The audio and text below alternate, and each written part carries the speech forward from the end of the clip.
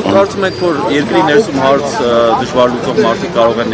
արտաքին քաղաքականության մեջ այս հարցը լուծել։ Ես նոր չի վերաբերմունք այս կառավարության ու այս իշխանություններին, այնպես չի, որ մեծ ակնկալիքներ ունեմ, ես իրենց հետ կապված շատ մեծ հույսեր եւ ակնկալիքներ չկան, բայց ամեն դեպքում մենք բոլորս իշխանությունները, ընդդիմությունը, մենք պետք է ամեն ինչ անենք, որ կարողանանք այս մարդկանց կողքին կանգնենք, որ ասես այստեղ պրոֆեսիոնալ մարդիկ են նստած, որ ամեն օր մտահոգված են այս մարդկանց ճակատագրով, փաստը ցույց է տալիս, որ տենց չի։ Ես միգուցե նաև 1.5 ամիս առաջ երբ որ այդ խնդիր եղավ բեռնատարների հետ, որ բեռնատարները հետ էին ուղարկում։ Նույն էկոնոմիկայի նախարարը ասում էր տենց բան չկա, հիմա ուրա սպայկայի ֆուրերը կամ տեսել այդ տնտեսվարողներին, որոնք մեծ վնասներ են կրել, երբ որ այդ բեռը հետ է եկել։ Այսինքն ընդհանրապես մանիպուլացնելու, մոլորեցնելու, մարդկանց շեղելու վրա են իրենց ուշադրությունը դա։ Փոխանակ գործով զբաղվեն, եթե գործով զբաղվեն, կրկնում եմ, գործընկերային, եթե նորմալ հարաբերություններ ալում, այդ խնդիրները կարգավորվում են։ Նախկինում էլ է խնդիրներ եղել, նենց չի որ նախկինում խնդիրներ չի եղել, բայց նախկինում եթե խնդիրներ է եղել, արագ օպերատիվ համապատասխան մարմինների հետ աշխատանք է տարվել ու խնդիրը լուծվի։ Հիմա այս մարդիկ, եթե չեմ սխալվում, 1 շաբաթ առաջ էին, չէ՞ ստեղ։ Միգուցե մի քիչ ավել, մի քիչ պակաս։ Այս շաբաթվա սկզբին այստեղ էին։ Իրենք գիտեին այդ խնդրի մասին։ Իրենք այդ մի շաբաթից շուտ էլ գիտեին այդ խնդրի մասին։ Հիմա այդ խնդրով չեն զբաղվել։ Հիմա այս մարդկանց ճակատագիրը կամ այս տնտեսության գիտեք որ Վերին Լարսի անցակետով հիմնական բեռնափոխադրումները տեղով է կատարվում։ Եթե մի քիչ սրտացավություն լիներ, եթե մի քիչ պրոֆեսիոնալիզմ կամ ցանկություն եւ այլ լիներ, այս խնդիրը հիմա լուծված չէր լինի։ Կային մի զանգով լուծեին այդ խնդիրը։ Ինչի մասն է խոսքը։ Այսինքն ցանկության բացակայություն, կներեք, ցանկության բացակայություն, իրենց գործը թողած ուրիշ գործերով զբաղվեն, թիրախավորեն եկեղեցին, թիրախավոր ինչ գործ ունի էկոնոմիկայի նախարարը, առավոտից իրիկու իր գործը, բանուգործը թողած եկեղեցուն թիրախավորումով է զբաղված։ Այսինքն իրենց տեղում չեն այս մարդիկ, այդ է խնդիրը։ Դեռ նախորդ տարվանից գործում այս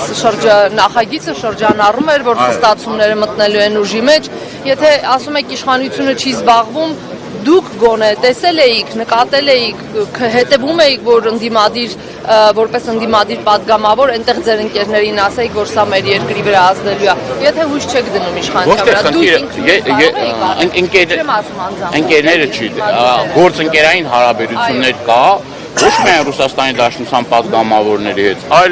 այլ երկրների падգամավորների հետ, նենց չի որ շեշտադրում կոնկրետ ասենք Ռուսաստանի Դաշնության падգամավորներն են, մեր գործընկերները մնացածը մերը չեն։ Այդ խնդրի վերաբերյալ ես գրառում եմ արել, ահազանգել եմ, այդ խնդիրը բարձրացրել եմ, շատ դեպքերում ասել են, որ խնդիրը կա, ասենք եթե պետությունը ասում է, որ խնդիրը կա, այդ խնդիրը կկարգավորվի, դու ասում ես, եթե ասում են, որ խնդիրը կկարգավորեն, ուրեմն գոնե թե ինչ որ այդ առումով իրենց խոստումը կկատարեն, բայց իրենց խոստումը չեն կատարում, ասենք իրենց գործառույթը չեն անում, այդտեղ մեր, չգիտեմ, մեղավորությունը որն է։ Հիմա եթե տեսնենք, նորից եմ կրկնում, հիմա եկել եմ այստեղ, որ խոսենք մեր ընկերների հետ, մեր հարգելի քաղաքացիների հետ, որ հասկանանք հնարավոր լուծումները որն է, որ մենք էլ մեր ձեռքի տակ եղած գործիքակազմը փորձենք օգտագործենք, բայց առաջինը կրկնում եմ, դա ամենամեծ լծակներն ու ամենամեծ հնարավորությունները ունի կառավարությունը։ Կառավարությունից ավելի շատ լծակ չկա։ Այսօր ցանկացած բայի իրենք են, չի ասում, մենք կարանք հեռախոսը վեկալենք, Թրամփի WhatsApp-ի համար ունենք, ես չգիտեմ, որ մեկի բանը չգիտեմ։ Հա դե